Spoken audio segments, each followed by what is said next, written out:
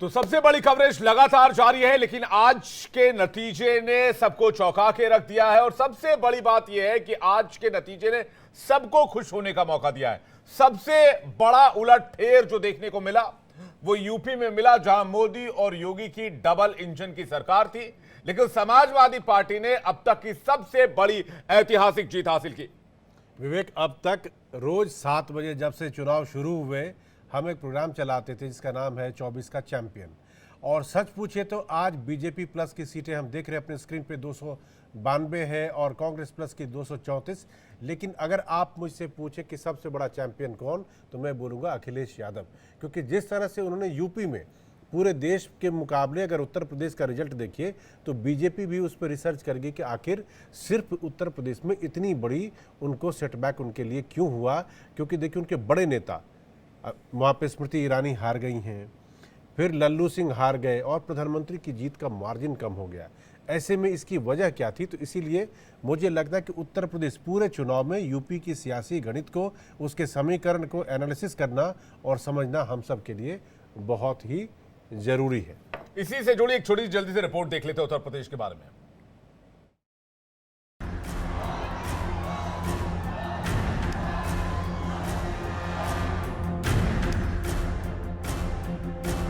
चुनावी नतीजे के बाद अभी चर्चा जोरों पर है कि आखिर उत्तर प्रदेश में ऐसा क्या हो गया कि जिस जनादेश की उम्मीद बीजेपी पाले हुए थी वो धराशायी हो गई। कहां बीजेपी के नेता और स्वयं प्रधानमंत्री नरेंद्र मोदी और उत्तर प्रदेश के मुखिया योगी आदित्यनाथ दावा कर रहे थे कि इस बार उनकी झोली में जनता 80 की 80 सीट दे रही है, लेकिन नतीजा क्या आया? इस नतीजे की वजह से आज बीजेपी बैकफुट पर है।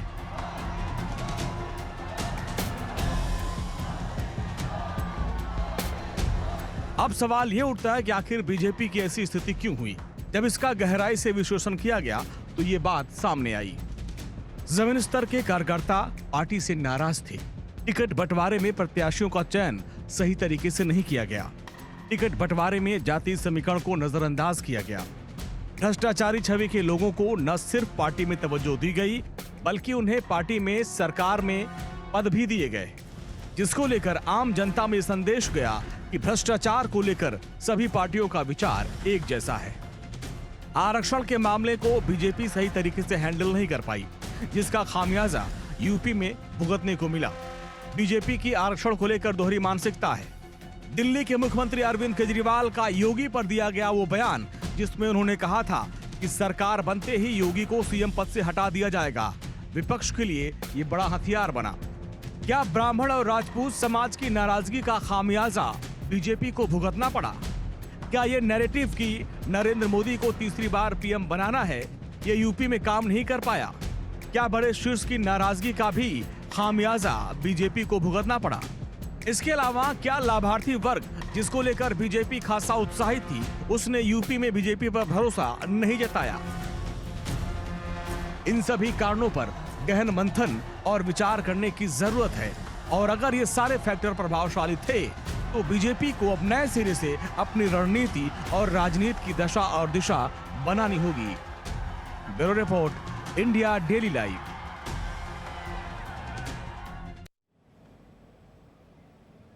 और मेहमानों का एक बड़ा पैनल इस वक्त हमारे साथ जुड़ रहा है। जल्दी से स्क्रीन पर लेकर आइए हमारे तमाम मेहमानों को। हमारे साथ रोहित अग्रवाल जुड़ रहे हैं, आरएलडी के प्रवक्ता हैं, स्वागत है आपका। हमारे साथ आशीष जुड़ रहे हैं जो कि सेफोलॉजिस्ट, आपका भी स्वागत है।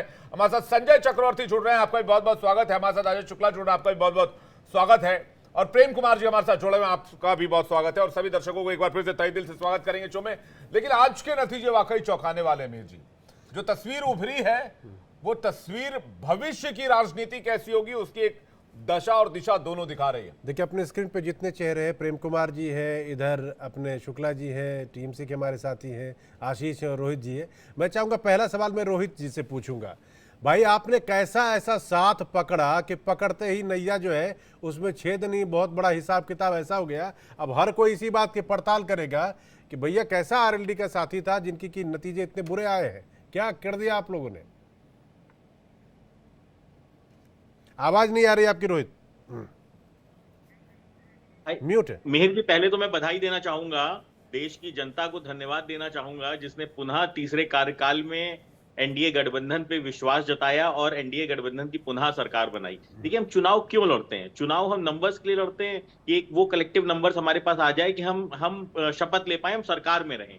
तो वो कलेक्टिव नंबर्स हमें अचीव हो गया एनडीए का, और ये तो बहुत अच्छा है कि एक मजबूत विपक्ष हो लोकतंत्र के अंदर, ताकि सरकार के एजेंडे में हमेशा जनता रहे। और देखिए, पिछले 2 टर्मों से हम लोग देख रहे थे कि विपक्ष अपना नेता प्रतिपक्ष चुनने की भी शक्ति नहीं रख पा रहा था, वो भी खो दी थी उसने। तो कम से कम इस बार नेता प्रतिपक्ष तो चुन पाएगा विपक्ष, और विपक्ष क्यों खुश हो रहा है? उसका तो घर लूट गया, अब वो खुश इसलिए हो रहा है कि बगल वाले का दरवाजा टूट गया। अरे, हमने नंबर्स अचीव कर लिए हैं। 292 आपके वो स्क्रीन तो पे मैं ठीक देख है, पा रहा हूं। सुनो, मैं एक सवाल, जी। इनकी पार्टी चूंकि उत्तर प्रदेश में ज्यादा एक्टिव, इसीलिए इनसे पूछूंगा। आज दिल पे हाथ रख के मुझे बताइए कि आपको समाजवादी पार्टी के साथ रहने में फायदा नजर आ रहा है, या फिर अब जहां पर है वहां पर रह के आप खुश हैं? देखिए, हम जनता के लिए राजनीति करते हैं, तो किसानों के इसलिए हित तो के लिए पूछ रहा हूँ, राजनीति आपके करते लिए हैं। एक बाएं है एक दाएं है, जहां पे है वो अच्छा है, जहां पे थे वो अच्छा। यहाँ देखिए मेहर जी, आज राष्ट्रीय लोकदल ने 100% रिजल्ट दिया है अपना। हम 2 सीटों पे चुनाव लड़े थे, हमने 100% अरे ये दिया। 100% तो आपका आज जो 2 सीटों पे, सुनिए, आज जो आप 2 सीट लेके खुश हो रहे हैं, उस टाइम पे हो सकता है 6 सीट पे आप खुश होते। देखिए, सीट मैटर नहीं करती है मेहर जी। अरे सत्ता सीट, किसकी आप ही है? अभी कह रहे सत्ता तो कि अंकों की एनडीए बात आई है, ना। आप अभी कह रहे कि अंकों की बात है, नंबर के लिए सब कुछ है, नंबर ही तो खेल है। और फाइनली सत्ता किसकी आई? सत्ता तो एनडीए की आई ना। भाई, अगर इंडिया गठबंधन 7 सीट लाके भी हम क्या करते हैं उसके अंदर? विपक्ष में ही बैठते हैं। तो और बीजेपी, अभी तो हम 2 तो सीट लाके बीजेपी भी का जो सत्ता यूपी में बैठेंगे ना। परफॉर्मेंस है, सुनिए, आपकी और आपकी सहयोगी पार्टी का जो यूपी में परफॉर्मेंस है, उससे आप बहुत संतुष्ट और बहुत खुश हैं? नहीं, मैं अपनी परफॉर्मेंस से संतुष्ट हूं। हमने वेस्ट यूपी में एनडीए को पूरी ताकत दी, वेस्टर्न यूपी में एनडीए ने अच्छा परफॉर्म किया है। परंतु अगर हम पूर्वांचल की बात करें तो वहां पे जो सहयोगी दल थे, ओम प्रकाश राजभर जी की बात कर लीजिए, चाहे अनुप्रिया पटेल जी की बात कर लीजिए, चाहे निषाद जी की बात कर लीजिए, ये लोग अपनी सीट जीतने में ही इनको संघर्ष करना पड़ा। तो ये लोग और सीटों पे क्या योगदान दे पाए भारतीय जनता पार्टी को, ये तो भाजपा इसका विश्लेषण करेगी। परंतु ये सच्चाई है कि वेस्टर्न यूपी में एनडीए को राष्ट्रीय लोकदल ने बहुत सपोर्ट दिया, और अगर आज राष्ट्रीय लोकदल इसीलिए नगीना सीट मतलब चंद्रशेखर जीत गए। तस्वीर कुछ और होती उत्तर प्रदेश की, और बुरी तस्वीर होती उत्तर प्रदेश की। विवेक, नहीं, लेकिन ये रोहित तो भाई, आप एक बात मानेंगे कि बताइए। माननीय जयंत चौधरी जी का जो एक विजन जी, था, आप उसके लोगों का कारण कुछ आज तो एनडीए पूर्वानुमान रहा होगा। 80 सीटों की ताल ठोकते थे, चलिए 75 भी मान लेते आपकी, चलिए 70 भी मान लेते आपकी। आप लोग किस मतलब माहौल में थे कि इतनी सीटें आ रही हैं? क्या जमीनी हकीकत से बिल्कुल कटे हुए थे? देखिए विवेक भाई, एक बात बिल्कुल साफ है कि ये तीसरा कार्यकाल का चुनाव था, जो कहीं ना कहीं एक एंटी इनकम्बेंसी 2 कार्यकालों की थी, वो इकट्ठा इस कार्यकाल के अंदर काम कर रही थी। तो जब आपका तीसरा कार्यकाल का जब चुनाव होता है और एंटी इनकम्बेंसी बहुत बड़ी होती है, तो उसको मीट आउट करना थोड़ा कठिन होता है। परंतु ये सत्य है कि एनडीए ने तीसरे कार्यकाल में जो अपना बहुमत प्राप्त किया है, हमने देखा था 2014 में कांग्रेस किस तरीके से ध्वस्त हो गई थी। वहीं अगर भारतीय जनता पार्टी 240 अपने अकेले के नंबर्स लेके आ रही है और एनडीए के साथ 292 नंबर्स लेके आ रही है, और तीसरी बार पुनः प्रधानमंत्री जी शपथ लेंगे, तो मुझे लगता है कि इससे ज्यादा और क्या चाहिए। जनता का विश्वास हमारे साथ है, और विपक्ष अगर मजबूत हो तो मैं पुनः कहूंगा कि ये लोकतंत्र के लिए बहुत अच्छा होता है, क्योंकि जनता ही प्राथमिकता होगी फिर। और हंग असेंबली की सरकार तो हमेशा अच्छी होती है। नहीं, ये कौन सी मेजोरिटी की सरकार है? सरकार होती है। अगर नीतीश बाबू और टीडीपी में चंद्रबाबू नायडू अगर खसक लिए तो फिर क्या हुआ? ये कौन सी मेजोरिटी की सरकार हुई? हालांकि ये कहना अभी जल्दबाजी है कि रिजल्ट अभी पूरी सारी सीटों पर डिक्लेयर नहीं हुआ है, लेकिन फिर भी आप हंग असेंबली जो कह रहे हैं, मेजोरिटी तो किसी पार्टी को नहीं है। बेशक लार्जेस्ट पार्टी बीजेपी बनकर आई। आई एग्री विवेक जी। देखिए, हमारा तो प्री पोल अलायंस था, परंतु इंडिया गठबंधन की जो आप सीटें दिखा रहे हैं 234, उसमें तो ममता बनर्जी की भी सीटें हैं, जो कि उन्होंने एक दूसरे के खिलाफ चुनाव लड़ा था। तो उस नंबर को अगर आप हटा दीजिए तो ये 234 से भी नंबर नीचे आ जाएगा। तो हमारा तो प्रीपोल अलायंस था, और प्रीपोल अलायंस को जनता ने मेजोरिटी दी है। ये जनता का जनमत है इस अलायंस की प्रति कि 292 का नंबर लेके हम आए हैं। तो ऐसी स्थिति में ये कहना कि आपके सवाल का जवाब मैं अभी आपको दे देता हूं। आप कह रहे हैं टीएमसी इंडिया अलायंस के साथ है कि नहीं, हमने क्यों जोड़ दिया? अरे भाई, वो खुद बोल रहे हैं जोड़ दो, हमने कौन सा जोड़ा? बोलिए, आप बताइए, इनके सवाल का जवाब आप ही दे सकते हैं बेहतर।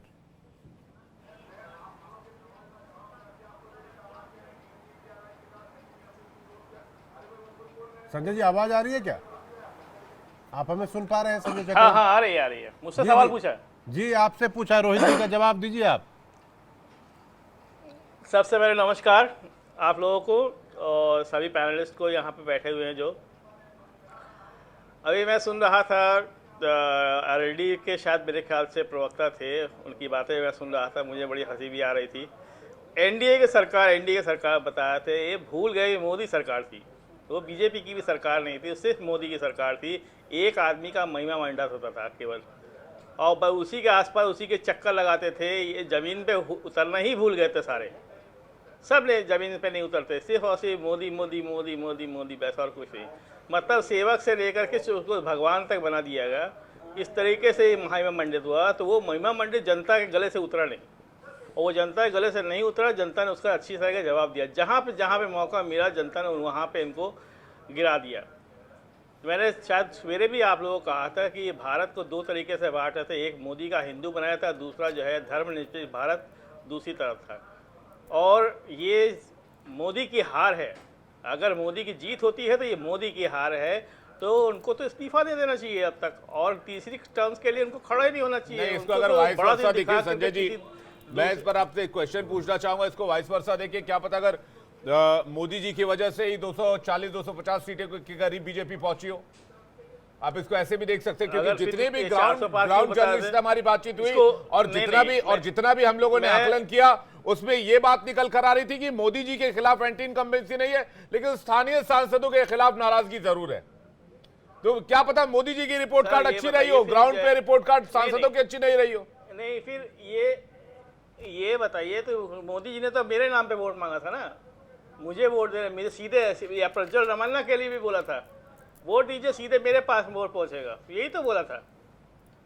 आज जब यही तो दिक्कत है, समझ में नहीं आता, जब जो है मोदी जो है बीजेपी जीतती है तो मोदी का फोटो लगा दिया जाता है, और हारती है तो आपके जेपी नड्डा का लग जाता है। दिक्कत तो यही, तो समस्या यही है ना भाई। हार है तो हार को स्वीकार करो। अब वो किसको दे दिया, उसको दे दिया, इसको सीट दे दिया था, गलत सांसद को दे दिया। आपने कहा था मोदी को जिताना है, मोदी मोदी मोदी, तो जब मोदी मोदी मोदी कर रहे थे तो हार को स्वीकार करिए, बड़ा दिन दिखाइए किसी तीसरे नेता को। क्या हमेशा आप ही रहेंगे क्या? हार कौन सी हार सर? आप लोगों ने हार करके आपने फूलों का हार पहना दिया, लोग इतना हार 272 से 240 में आ गए सर। वो ठीक है, 272 मेजॉरिटी तो एनडीए के पास है सर, मेजॉरिटी कहाँ है सर? वही सर, वो तो भविष्य बताएगा मेजॉरिटी के पास। संजय जी के पास हम दोबारा लौटेंगे, ये तो भविष्य बताएगा। ये जीत हार की बात कर रहे हैं, इसलिए जरा आशीष से सवाल पूछते हैं। आशीष, देखिए पूरे चुनाव में एक ही बात बार बार कही गई, उम्मीदवार से लेकर हर बड़ा नेता यही कहता रहा कि ये चुनाव नरेंद्र मोदी को तीसरी बार प्रधानमंत्री बनाने के लिए, और तीसरी बार प्रधानमंत्री बनाने के लिए इसके लिए वोट दीजिए, ये सब ने कहा, अक्रॉस ऑल कहा। और जो मुद्दे और भाषण हुए वो भी पूरे देश के लिए लगभग एक जैसे थे, मंगलसूत्र से लेकर हमने तमाम चीज़ें देख ली। बावजूद इसके जो देश का रिजल्ट कह रहा है, उड़ीसा में देखिए बीजेपी को बम्पर जीत मिली है, वही हाल मध्य प्रदेश में है, गुजरात एक को छोड़ के बाकी सारी सीटें जीत गए, दिल्ली की सारी सीटें जीत गए वो, यूपी में उल्टी कहानी है, बंगाल में उतना कामयाबी नहीं मिली। ये क्या पैटर्न दिखाता है? नंबर्स, वोटिंग और वोट शेयर आपके पास होगा कि नेशनल चुनाव होने के बावजूद, देश में सबसे बड़े चेहरे प्रधानमंत्री मोदी के लिए वोट मांगे जाने के बावजूद जनता ने नेशनल मुद्दों को छोड़कर अपनी सहूलियत, अपनी क्षेत्रीयता, अपने रीजनल हिसाब किताब के अकॉर्डिंगली वोट किया, जिसका नतीजा है आज का परिणाम। देखिए, आपके सवाल के दो पहलू हैं। पहले तो ये है कि आप मोदी की बात कर रहे हैं, दूसरा बात जो है पार्टी के संगठन की बात हो रही है। जो उड़ीसा का जिक्र किया आपने, वहाँ पे एक तो बीजेपी की खूबसूरती है कि वो सत्ता में रहते हुए भी चुनाव इस तरीके से लड़ती है कि वो अपोजिशन है। और ये आप सिर्फ उड़ीसा नहीं, दूसरे की जगह की भी बात करेंगे, वो एक तरीके से उनका जो पॉलिटिक्स है, पॉलिमिक्स है, वो इस तरीके से रोल होता है कि हम ही विपक्ष में हैं, जो बाकी लोग गलत कर रहे हैं उसके खिलाफ में लड़ रहे हैं। उड़ीसा में 20 साल से ज़्यादा नवीन बाबू की सरकार थी और वहाँ एक एंटी इनकम्बेंसी थी, और वहाँ चूंकि 24 साल, और बीजेडी और बीजेपी उड़ीसा में दोनों को अलग अलग नहीं माना जाता है। पहले से भी बीजेपी अलायंस में थी, तो एक पैटर्न वोटिंग का सेम था। नेशनल इलेक्शन वर्सेस इस बार है कि स्टेट असेंबली में भी हार गए। एमपी, छत्तीसगढ़, गुजरात कुछ ऐसे राज्य हैं जहाँ बीजेपी कैडर के रूप में काफ़ी मजबूत है और कांग्रेस संगठन के तौर पे वीक है, तो वहाँ पे अभी भी उनको चैलेंज करने में दिक्कत होती है। एक चीज़ जो है आपका दिल्ली वाला क्रिटिकल है कि यहाँ पे आम आदमी पार्टी भी मजबूत थी, लेकिन वो असेंबली में, लोकसभा में जो है एक नेशनलिज्म का या जो पॉपुलर एक चीज़ें है कि देश मजबूत रहेगा, एक मजबूत लीडर की है, वो चीज़ें है। अब रही बात कि यूपी में जो पहले भी बात हो रही थी, चुनाव ना तो किसी एक वजह से जीती जाती है, ना तो एक वजह से हारी जाती है। बात थी संविधान की, बात जो एक जिक्र हुई थी कि जो सांसद है उनके खिलाफ काफ़ी लोकप्रियता थी, एंटी इनकम्बेंसी काफ़ी ज़्यादा थी। दूसरी बात, सरकार की भी वेलफेयर के नीतियों के अलावा जो बेरोजगारी और महंगाई वाली मुद्दे थी, वो लोगों को कहीं ना कहीं हर्ट कर रही थी। तीसरी चीज़ जो अलायंस हुई, जो नया कास्ट इक्वेशन बना, उसने इस परिदृश्य को थोड़ा बदला। मैं एक सवाल ऐड करना चाहूंगा आपके लिए। मैं ये सवाल इसलिए ऐड कर रहा हूं क्योंकि ये डेटा मेरे पास है। सवाल मेरा ये है कि क्या प्रधानमंत्री नरेंद्र मोदी जब ग्राउंड पर कनेक्ट हुए, लोगों के बीच गए, तो क्या उनको अंदेशा हो गया था कि एंटी इनकम्बेंसी है जो लोकल लीडर्स हैं, लोकल एमपीज हैं, उनके लिए? क्योंकि 2019 के मुकाबले 2024 के चुनाव में प्रधानमंत्री नरेंद्र मोदी ने 1.5 गुना ज्यादा रैलियां की, 1.5 गुना ज्यादा मेहनत की, 1.5 गुना ज्यादा रोड शोज किए, 1.5 गुना ज्यादा सभाएं की। दूसरी बात, इंटरव्यूज भी। और दूसरी बात इसमें मैं ऐड करना चाहूंगा, इस बार उन्होंने डिजिटल को भी काटर किया। दूसरी बात मैं ऐड करना चाहूंगा कि लगभग हर 2.5 सीट पर प्रधानमंत्री नरेंद्र मोदी इंडिविजुअली पहुंचे। और ये पेनिट्रेशन तब दिखा जब चुनाव में पहले फेज की वोटिंग हुई, तब ये इंटेंसिटी बढ़ी। और उसके बाद वो बयानों की इंटेंसिटी भी हमने देखा कि दोनों तरफ से किस तरफ से बढ़ी। तो क्या मैं जो बात संजय जी से पूछ रहा था, क्या प्रधानमंत्री को आभास हो गया था? इसके बाद प्रधानमंत्री की फैक्टर है जिसकी वजह से एनडीए आज 292+ पे खड़ा है। देखिए, इसमें कोई दुविधा वाली बात नहीं है कि मोदी एक बेस है बीजेपी के लिए आज के दौर में, कैडर और आरएसएस के संगठन के अलावा। आपके इस सवाल में वो दिल्ली वाला भी आंसर है। दिल्ली में बीजेपी ने कोशिश किया, 7 में से 6 एमपी को बदल दिया, लेकिन यूपी में वो ऐसा नहीं कर पाए। यूपी में जो कास्ट इक्वेशन थी, एसपी और बीएसपी के साथ ये होती थी कि सपा मुस्लिम और यादवों की पार्टी कही जाती थी, बसपा जाटव की पार्टी की जाती थी। 2014 और 19 में जो खूबसूरती अमित शाह और उनके टीम ने संगठन में किया, वो नॉन जाटव नॉन यादव जो वोट को कंसोलिडेट किया, और अपर कास्ट करीब 20% थे। तो ये जो एक इक्वेशन बनता है वो 60% का बनता है, और 60% में उन्होंने 2014 में 41% लाया और 2019 में 51% लाया। इस बार वो घट के 41 आ गए, लेकिन जो अपोजिशन है बीएसपी का वोट गिर गया, और वो जो गिर गया वो बीएसपी कांग्रेस की तरफ आ गई, और कांग्रेस बीएसपी की जगह आ गई।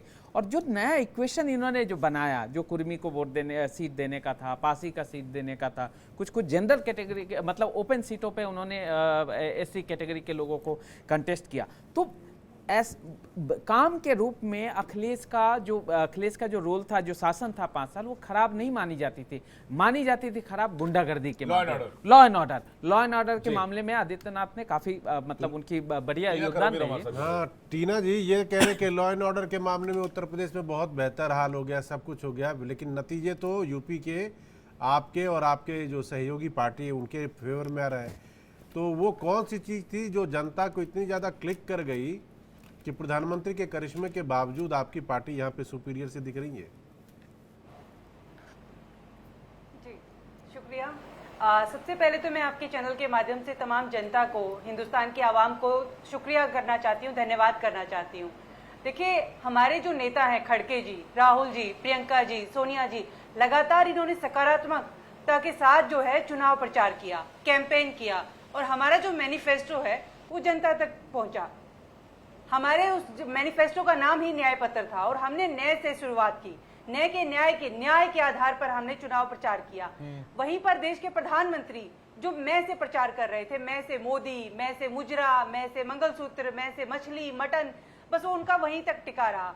जनता आज समझ गई है कि ये देश के संविधान को बदल देंगे अगर ये 400 पार आएंगे, और वो मुद्दा जो है वो जनता के बीच तक गया। टीना जी, अगर आपके में अगर आप जिस हिसाब से इसको इंटरप्रिटेट कर रही है, मैं इस पर अगर रिवर्स क्वेश्चन आप पर डालूं कि आपने 300 से ज्यादा सीटों पर चुनाव लड़ ली, 100+ पर फिलहाल आप नजर आ रहे हैं, तो आपके न्याय पत्र पर तो मोहर लगी ही नहीं। इसका मतलब आपके न्याय पत्र पर मोहर लगती तो आप 300+ होते या 250+ होते या चलिए 200+ होते।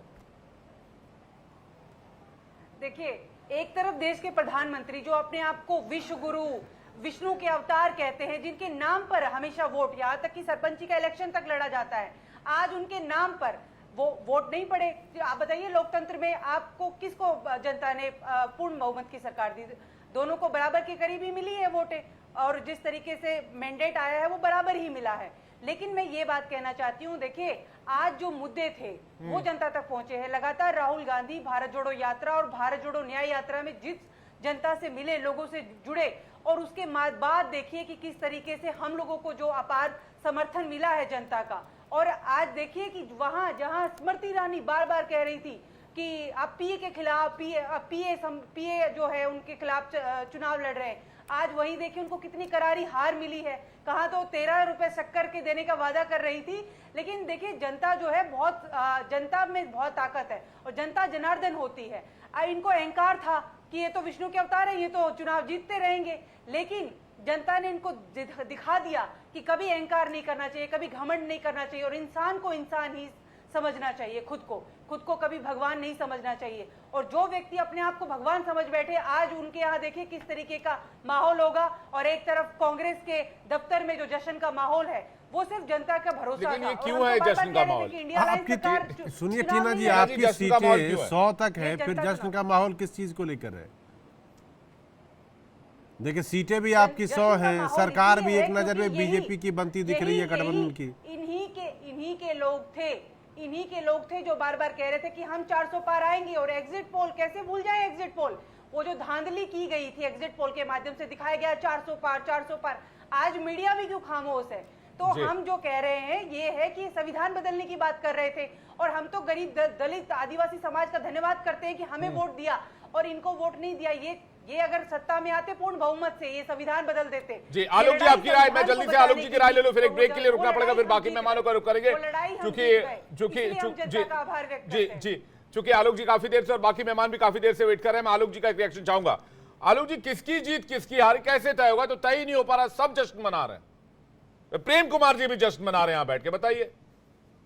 देखिए, अच्छा है कि लोग हार में भी जश्न मना रहे हैं। ये एक स्वतंत्र, ये एक हेल्दी नॉर्म सेट कर रहे हैं। जो लोग हार में भी जश्न मना रहे हैं, वो मुझे एक वाकया याद आता है कि एक बार राजनारायण जी चुनाव लड़े थे और वो बुरी तरीके से हार गए थे, लेकिन रिपोर्टर जब गया, जो आदमी जीता था तो उसके यहाँ 50 आदमी था जी। जब वो रिपोर्टर राजनारायण जी के यहाँ आया तो उनके यहाँ 5000 आदमी था और लड्डू के बड़े बड़े पीस बट रहे थे। तो उसने कल होके जो कैप्शन लिखा अखबार में कि राजनारायण बरगद है, हार गया पर गदगद है, वही हाल इन लोगों के साथ भी हो रहा है। ये हार गए हैं फिर भी गदगद है। बांटे लड्डू, हम लोगों को खिलाए कुछ लड्डू। भाई जो है लड्डू आपके पास। 272 का आंकड़ा नरेंद्र मोदी जी ने अपने रेजिम में उसको टच कर लिया। सरकार बनाने की उनकी मंशा पूरी हो गई, 5 साल के लिए उनको मैंडेट मिल गया। तो उसके बाद ये लोग क्या कर रहे हैं कि हम हार गए, हम जीत गए। ठीक है, एक लक्ष्य रखा था हमने 400 का, वो हमारा नहीं पूरा हो सका है। उसके लिए क्या होता है, लक्ष्य तो आदमी IAS की तैयारी करता है और नहीं पास करता है तो उसके क्या आत्महत्या कर लेता है या कुछ जी करता आलोक नहीं है, जी, बहुत कुछ प्रेम कुमार जी मुझे लग रहा है इस कुछ तरीके कहना से- चाहते इस उससे पहले तरीके ब्रेक से ले है। लें। जी बिल्कुल, मैं प्रेम कुमार जी से इसका जवाब लूं, राजेश शुक्ला जी के पास जाऊं, लेकिन एक छोटा सा ब्रेक लेना होगा। ब्रेक के बाद फौरन लौट रहे सभी मेहमान हमारे साथ बने, बड़ी कवरेज लगातार जारी है, जल्द वापस आते हैं।